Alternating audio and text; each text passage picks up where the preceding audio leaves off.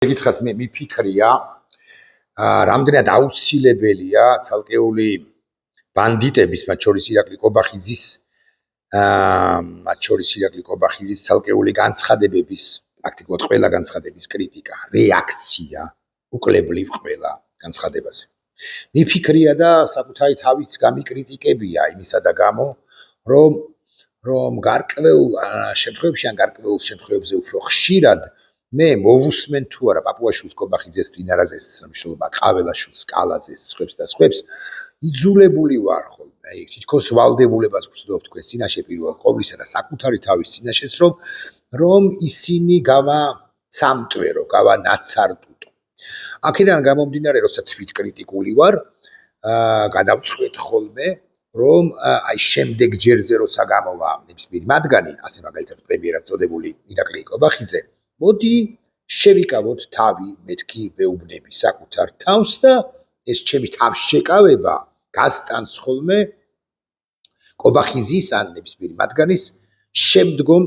აბსურდულ განცხადებამდე და როგორც კი შემდგომ აბსურდულ განცხადებას მოვუსმენ მათ აი მძალავს ხოლმე ემოცია მოდი ასე ვიტყვით უგნებავთ ან გამექცევა ხოლმე ფიქრი იმისაკენ რომ მოდი მართლაც გავანაცარტუტოთ ამ შემთხვევაში ირაკლი კობახიძე, სხვა შემთხვევაში შალვა პაპუაშვილი და ყოველი 10 უხეშად მათი გამოსვლიდან 9 საკითხზე, 9 გამოსვლაზე, მათ 9 პოზიციაზე თუ საჯარო აქტივობაზე ჩემი კომენტარის გაკეთება კი მიწევს და ისევ მე თვითკრიტიკული ვარ, ისევ ვეუბნები საკუთარ თავს რომ ირაკლი იქნება და ჯობდა თავი შეგეკავებინა, იმიტომ კი არა რომ მათ გადაფარეს რომელიმე ერთი საკითხი, ერთი ამბავი და აი რაღაც სხვა სიგიჟე შემოგთავაზეს, რომ წინა ამბავი ჩამალული იყო, ჩაკარგული იყო, არა, მაინც და მაინც ამ თეორიას არ ვემხრობი, რომ რაღაცას გადაფარვა სწადიათ უნდათ მათ, მაგრამ სხვა ამბებიც არის დღის წესრიგში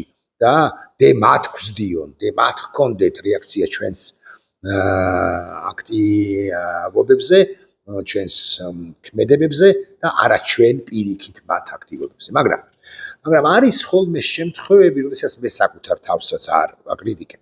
არის ხოლმე შემთხვევები, როდესაც მე მართლა მინდება და არ ვნანობ რომ მინდება მათი კიდევ ერთხელ მოვიშველიებ ამ სიტყვას გაცამტვერება, განაცარტუტება და ირაკლი კობახიძის დღევანდელი ბრიფინგი მისი 46 წუთიანია თავის კითხვა-პასუხიანა ეს ისი საჯარო გამოსვლა მისი პირველი ნაწილის მეორე, მეხუთე, მეშვიდე ამ მნიშვნელობა აქ რა თემაზე ლაპარაკობს, მაგრამ მაინც უკლებლივ ყველა სიტყვა უნდა ამოიღო, იუტანო სტუდენტებს, შეიტანო აუდიტორიაში ეს ამობეჭდილი ფურცელზე დატანილი მისი სიტყვა და სიტყვა სიტყვით უნდა გაარჩიო და სტუდენტებს უნდა უთხრა რომ შვილებო, მეგობრებო, ახალგაზრდებო, აი თქვენ აბა დამიწერეთ ხა რეცენზია ამასთან დაკავშირებით და ამ სტუდენტებს უნდა უთხრა რომ შენ თუ ოდნავ მაინც იოტისოდენად მაინც ამართლებ პრემიერად წოდებულ ირაკლი კობახიძეს, მაშინ შენ ამ კურსზე, ამ ჯგუფში ყოველ შემთხვევაში ნაღდად და არაფერი გესაქმება.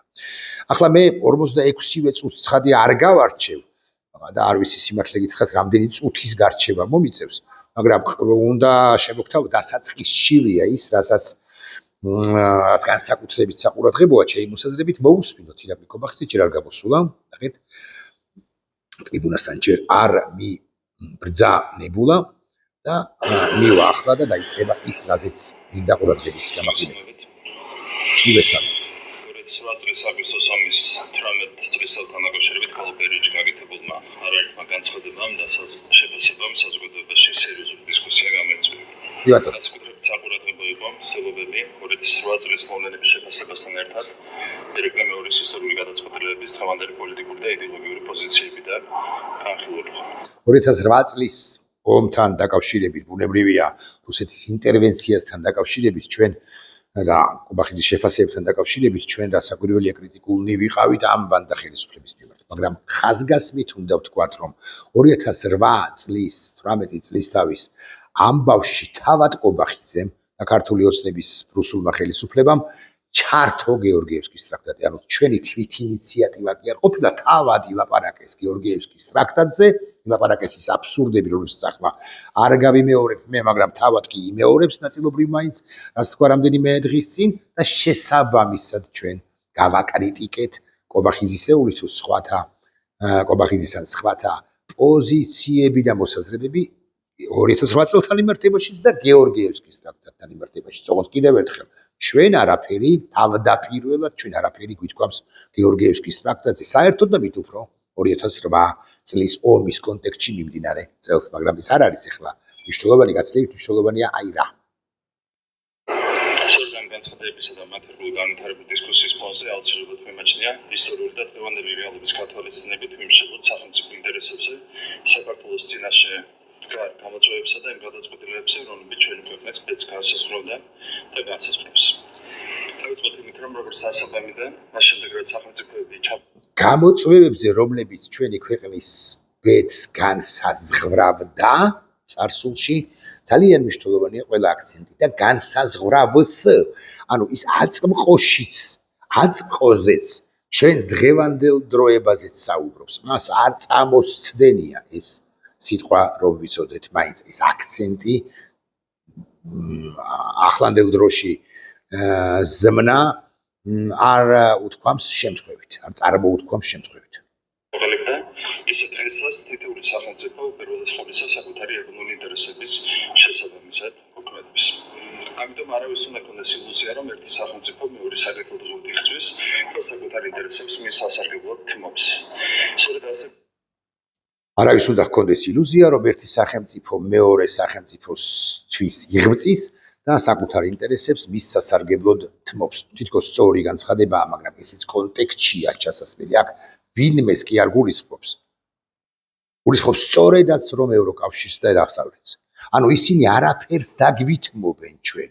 ამის თქმა უნდა ირაკლი კობახიძეს ბორძიკობს, ვერ ამოთქვამს, ვიყოთ გულახდილები, მაგრამ იდეაში აი ამ ხაზს ატარებს. იმიტომ რომ დასავლეთი უკვე შემდგომ წარმოაჩინოს ჩვენს ეგზისტენციურ მოცემულობებზე მტრად, მოწინააღმდეგეთ, ხოლო რუსეთი შეფარვით რასაკვირველია კგბ-შნიკურად აკეთებს ამას, რუსეთი კი მოყარე სივრცედ, რომელიც არც არაფერს დაგვითმობს ჩვენთვის, სასარგებლოდ მისი ინტერესები არის რასაკვირველია უპირველესი მისთვის რუსეთისთვის, მაგრამ და აი განვაგრძოთ და უკვე მიდის ნელ-ნელა გეორგიევსკის ტრაქტატამდე. რეალობა, რომელიც საერთაშორისო პოლიტიკაში სახელმწიფოების ცდილობენ ერთმანეთთან ურთიერთობების საკუთარი ინტერესების ახლა ბლა საბოლოო ჯამში ეს არ არის ძალიან მნიშვნელოვანი ფორმით ხდება ზოგჯერ კი იძულებით პოლიტიკური, ეკონომიკური და სხვა სახის გავლენის მეშვეობით.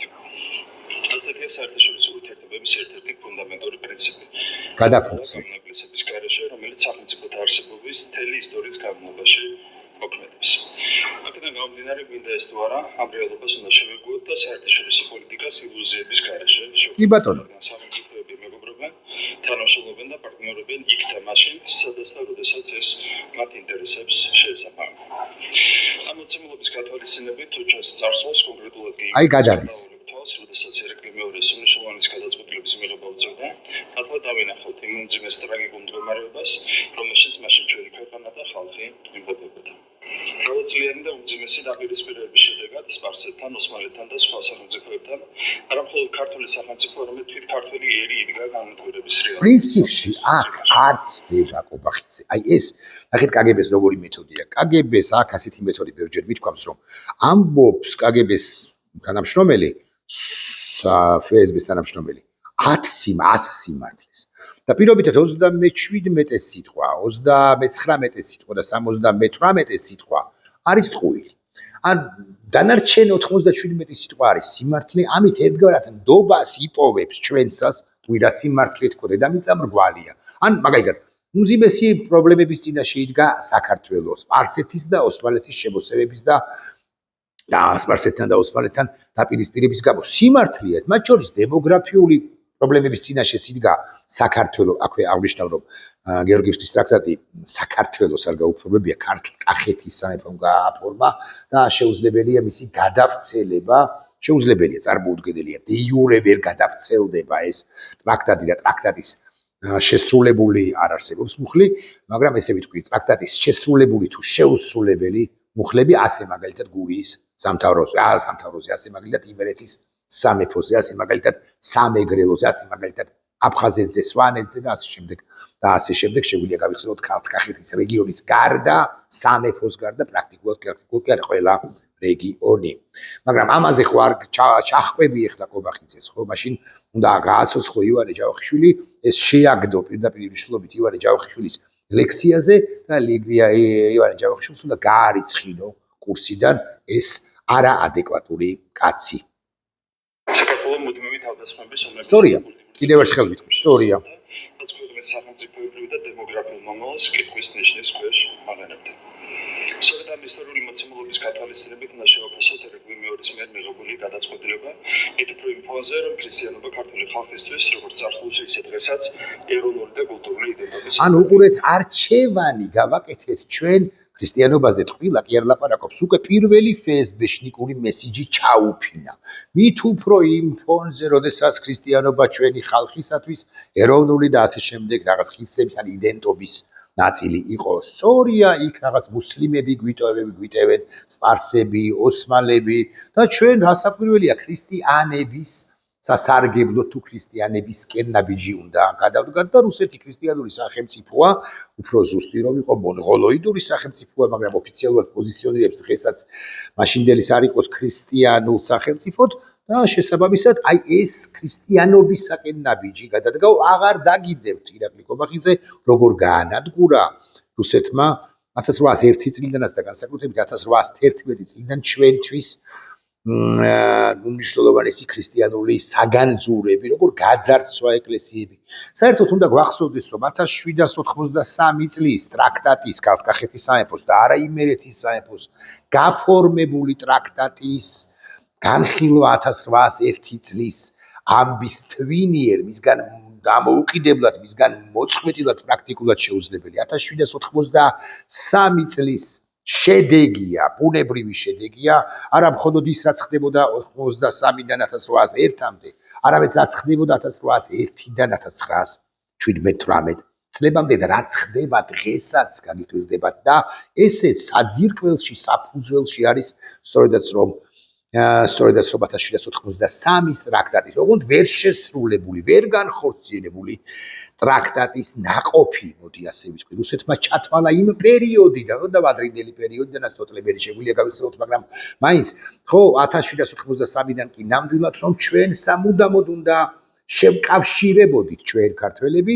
ოღონდ თავად უნდა ყოფილიყო კიდალა გადამგდები, როგორც იყო ყოველთვის ამ ხნის განმავლობაში 1921 წელს 20 წლის ხელშეკრულება დახია თავად 1990-იან წლებში შევარდნაძე, მელა შევარდნაძეც კი გადააგდო რამდენიმეჯერ, ანუ რუსეთის სარგებლო იმ შემთხვევაში მართალია საკუთარი სახელმწიფო ინტერესებიდან გამომდინარე შენ გაწერიდებს რაღაცაზე ხელს ერთ შემთხვევაში ტრაქტატზე, მეორე შემთხვევაში სახელმწიფოთა შორის ხელშეკრულებაზე, მესამე შემთხვევაში რაღაც დროებით ზავზე და მერე გადაგაგდებს ხოლმე. ოღონდ კობახიძეს ეს არ ესვის ივანე ჯავახიშვილთან, აქ იგითხრათ უნდა შეათრიო, არ მერიდება ამ სიტყვის წარმოთქმა ლექციაზე ივანე ჯავახიშვილთან, რომელსაც გული გაუსკდა, მაგრამ რომელიც რეპრესირებული იყო სწორედ რუსების ან ქართულგვარიანი რუსების მიერ და წლების განმავლობაში მის მიერვე დაარსებულ უნივერსიტეტში ვერ შედიოდა, ლექციებს ვერ ატარებდა და 40-იანი წლების დასაწყისში იცით თქვენ რომ ივანე ჯავახიშვილს გული გაუსკდა ჯავახიშვილ ივანეს, აი მცველს საქართველოს ისტორიისა და უდიდეს კრიტიკოს სწორედ გეორგიევსკის ტრაქტატის რა ასაკვირველია სხვებთან ერთად. უმთავრესი საფრთხე იყო და არის. საბოლოოდ ერეგვი მეორის მიერ გადადგმული ნაბიჯი არათუ გამართლებული, არამედ ერთადერთი სწორი უალტერნატივო გადაწყვეტილება აღმოჩნდა. ერთადერთი ხوارსმენია, ერთადერთი სწორი და უალტერნატივო გადაწყვეტილება აღმოჩნდა. ოღონდ აღმოჩნდა, ნახეთ როგორ ამბობს ამას ირაკლი კობახიძე ბანდიტი, წარმოაჩენს ისე თითქოს ტრაქტატი შესრულებული ყოფილიყოს, მინიმუმ 2 ამბავი გვახსენდება, მინიმუმ ხას უსვამ, თუმცა მთელი ამ 18 წლის განმავლობაში მანძილზე რუსეთმა გადაგვაგდო 18 ჯერ, ანუ ყოველ წელიწადში საშუალოდ ერთხელ გადაგვაგდებდა ხოლმე, მაგრამ 2 კი გვახსენდება, ეს 1785-ის ამბავი, როდესაც ომარ-ხანი შემოვიდა და ეს არის 1000 და რუსებმა არ ვერ დაგვიცვეს, არ ჩაერინენ ამ კონფლიქტში, ამ პროცესში და 1795 წლის კრწანისის ომი დამარცხებული ერეკლე მეორე, რომელიც მაინც მომლოდინეს სახით გასცქენოდა საკუთარივე თავს 83 წლის, აი მანამდელ ერეკლე მეორეს და მანამდელი ერეკლე მეორის გადაწყვეტილებას იმის თაობაზე, რომ რუსეთს დაკავშირებოდა და რუსეთმა 95-შიც უგანა ერეკლე მეორის. და მაშინ ამიხსენით ახსნას კობახიძემ, როგორ იყო ეს გადარჩენის საფუძველი, ანუ რაში, როდის, როგორ გადაგვარჩინა ჩვენ. არ შემოვიდნენ სპარსები 1790 აღა მაჰმად-ხანი არ შემოვიდა 1795 წელს, თუ მარცხის მიუხედავად არ გადავრჩით.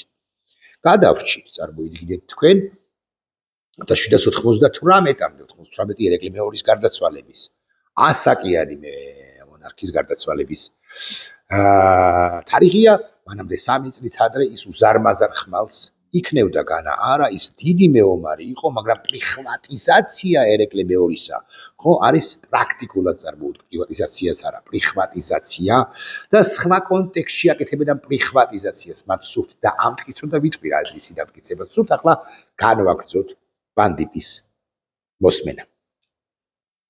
იმისა, რომ ყველა სახელმწიფო, მათ შორის რუსეთის იმპერია, საკუთარი ინტერესებიდან გამომდინარე მოქმედებდა და საქართველოს ხსნა მათთვის ამოსავალი წერტილი სულაც არ ყოფილა. ანუ საქართველოს ხსნა მათი ამოსავალი წერტილი სულაც არ ყოფილა, ამიტომ გადაგვაგდეს. თავადვე აღიარებს, მე ხო არ მომიჩქომს ეს სიტყვები. და ეს ქრისტიანობის და არაერთი სხვა არანაკლებ მნიშვნელოვანი, მათ შორის დემოგრაფიული ფაქტორის ქრისტიანობის და არაერთი სხვა, ეს არაერთი სხვა ჩააფინა დემოგრაფიული ფაქტორის, დემოგრაფიაზე აქცენტიც აბსოლუტურად შეგდებულად გააკეთა, რომ არ გეგონოთ, რომ მხოლოდ ქრისტიანობაზე ლაპარაკობო. მიკვირს სიმართლე გითხრათ, რატომ არ ახსენა მართლმადიდებლობა და არა ზოგადად ქრისტიანობა, არამედ მართლმადიდებლობა, იმიტომ რომ აქამდე მივდივართ ჩვენ.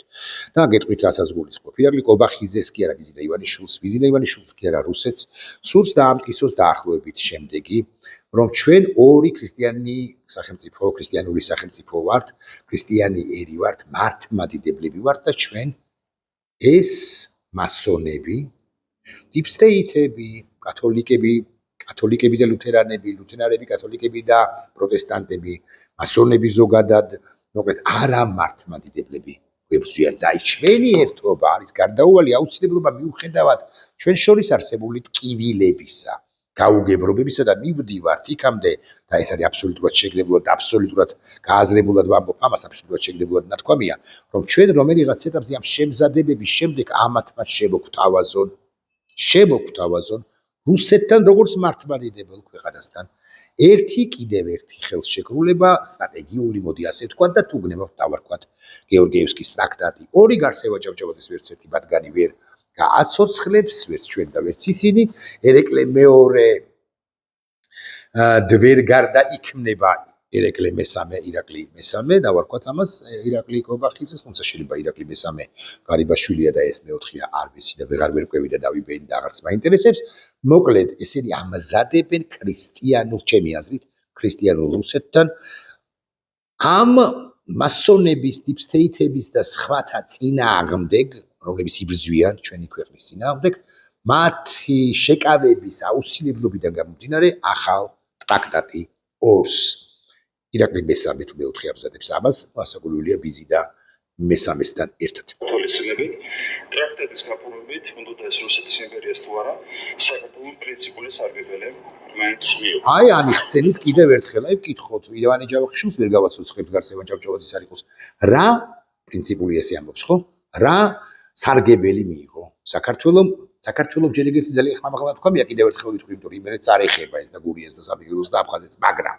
სვანეთს მაგრამ აი თუნდაც აღმოსავლეთ საქართველოს რა სარგებელი მიიღო აი დაგვიჯდეს და მეორე კურსელ არა პირველ კურსელ ისტორიის ფაკულტეტის პირველ კურსელს რომელიც კრიტიკულად არის განწყობილი 83-ის ამბავის მიმართაც და კობახიძის მიმართაც აი გასცეს პასუხები ამ უვიცმა და კგბ-შნიკმა, აი ფსბ-შნიკსაც არ უწოდებ კგბ-შნიკმა კაცმა.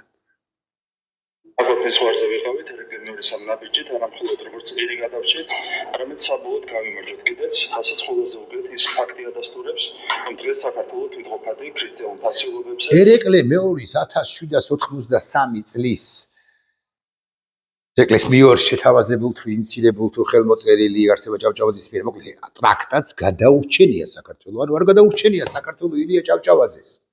არ გადაურჩენია საქართველოს ვაჟა-ფშაველა და საკაკიც ერთად მთელი 19 საუკუნის გმირებს ნიკოლოზ ბარათაშვილს, რომელიც წერდა ტრაქტატზე კი არა საქართველოს ერეკლე მეორის იმარჩევანზე, რასაც წერდა იმას.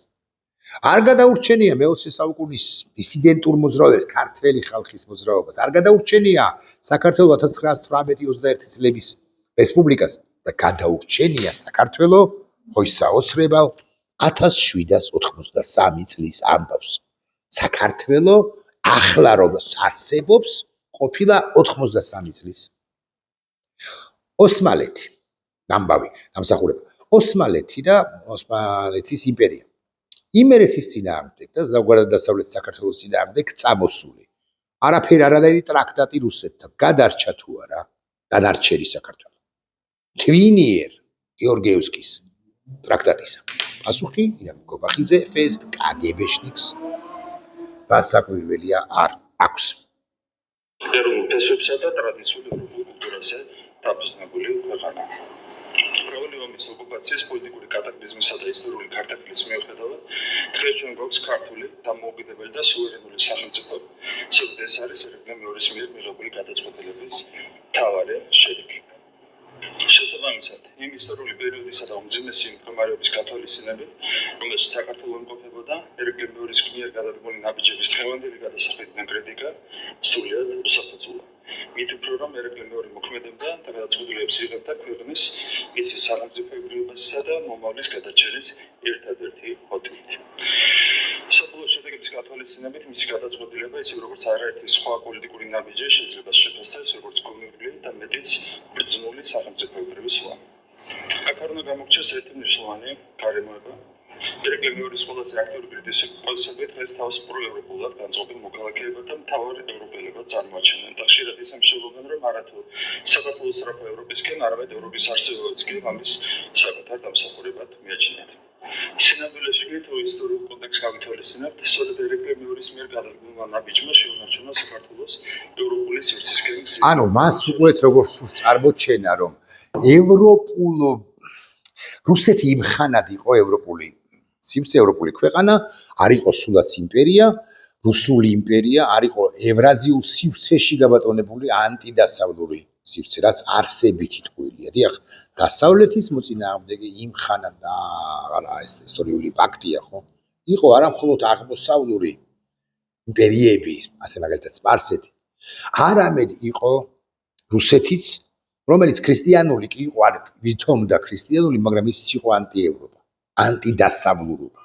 და ამის ნათელი დადასტურებაა, რომ ის იყო იმპერია, რომელიც შთანთქავდა ყველას და ყველაფერს, სადაც რაც კი რისი შთანთქმაც კი ხელ ეწიფებოდა. იქ არ იყო დემოკრატიის ნასახიც კი მით უფრო მე-18 საუკუნის მიწურულს, თუნდაც მე-19 საუკუნის დასაწყისში, თუნდაც მე-19 საუკუნის მიწურულს.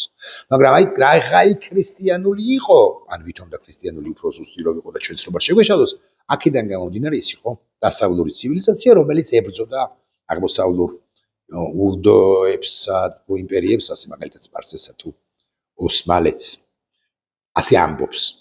იმ კონკრეტულ სამწუხარო ისტორიულ ვითარებაში რუსეთის იმპერიასთან ურთიერთობა საქართველოსთვის არა მხოლოდ გადარჩენის საკითხი, არამედ ქრისტიანული დასავლეთისკენ მიმავალი პოლიტიკური და კულტურული კავშირი. აი ესეც ძალიან საკვანძო, არა მხოლოდ გადარჩენის საკითხი, არამედ ქრისტიანული დასავლეთისკენ მიმავლის, რუსეთი თითქოს და იყო ხიდი. თუმცა მე ხაზგასმით მინდა ვთქვა, რომ რუსეთში ცივილიზაციურობა, როგორც ასეთი, ცივილიზაცია, როგორც ასეთი, თუნდაც ესე ვიყიდეთ 18 საუკუნის დასაწყისიდან 1801 წლიდან არსებობდა განაარა, მაგრამ დაფუძნებული ის ცივილიზაციაც იყო იმპერიულობაზე მგზავრის წერილები. წაიკითხეთ ავტორისა,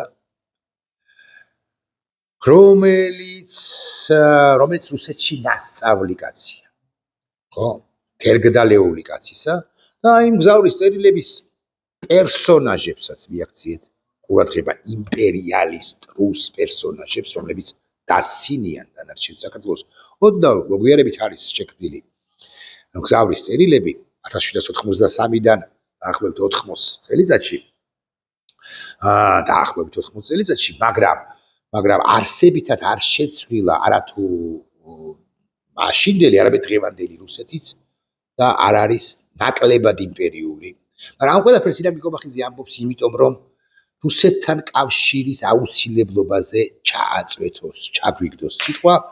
და რა აღარ გავაგრძელო და 25 წუთი დავასრულოთ ეს ვიდეობლოგი, იმიტომ რომ ჩვენ დაგვისაბუთოთ, კგბ-შნიკურად დაგვისაბუთოთ, რომ რუსეთთან ახალი გეორგიევსკის ტრაქტატი არის გარდაუვალი აუცილებლობა, იმიტომ რომ ჩვენ ახლა გვებრძვის მასონთა ლოჟა, ილუმინატთა საბჭო, კიდე ვიღაცები, რაღაც მეხუთე ლოჟა თუ მეხუთე პარტერი, ვიღაც ცალთვალა ტიპები და ასე შემდეგ და ასე შემდეგ, მოკლედ deep state-ი, რომელსაც შენი სახელმწიფოს გაუქმება უნდა, ამიტომაც იყო აი პირველი პასაჟები წარმოთქმული მის მიერ კობახიძის მიერ პირველი პასაჟები, რომლებიც ეხებოდა რომ შენ მეგობარი არ აქვს, შენ თავად უნდა დაიცვა ეს ქვეყანა, ხოლო ერეკლესაც არ ყავდა მეგობარი, მაგრამ იზოლებული იყო, რომ უფრო დიდი მტრისაგან დაეცვა ჩვენი ქვეყანა, აღოდ ერეკლემ არა, უფრო გიორგი მე-12-ემ, ხო? და აქ შეგვიძლია მანიფესტი გავიხსენოთ, რომელიც 1802 წლამდე ვერ წაიკითხეს რუსებმა ალექსანდრეს მანიფესტი. და როცა წაიკითხეს, იქ რაც დაატრიალეს სიონის საკათედრო ტაძარში მოხდა ეს ყველაფერი, იქ რაც დაატრიალეს, ესეც კარგად უნდა ვიცოდეთ რა დაატრიალეს და რეპრესიები ჩაატარეს. იქვე დააპატიმრეს პირები, რომლებიც ალექსანდრეს მანიფესტს შეეწინააღმდეგენ. ალყაში იყო სიონის საკათედრო ტაძარი მოქცეული, ემან ვინმეს რამე არ გაებედა. 1801 ცალკე ამბავი არ არის. 1802 ეს მანიფესტის საკითხოს რომ ამბავში მოხდა, ცალკე ამბავი არ არის. 1811-იც არ არის. ცალკე ამბავი. ყველაფერი დაფუძნებული 1793-ზე შეცდომაზე დიდი მეომრისა ერეკლე მეორესი. თუმცა ამ შეცდომას ეს 83 წლის ტრაქტატი გამიგზელდა, არც შემდგარ, არც ხორც შესხმულ, არც განხორციელებულა, მაგრამ სამაგიეროდ გამოყენებული იყო იმისთვის, რომ მერე ირაკლი კობახიძის წინაპრებზე რა გითხრათ, მაგრამ ჩვენი წინაპრებისთვის ეტირათ ყოფის დღე. ნახვამდის.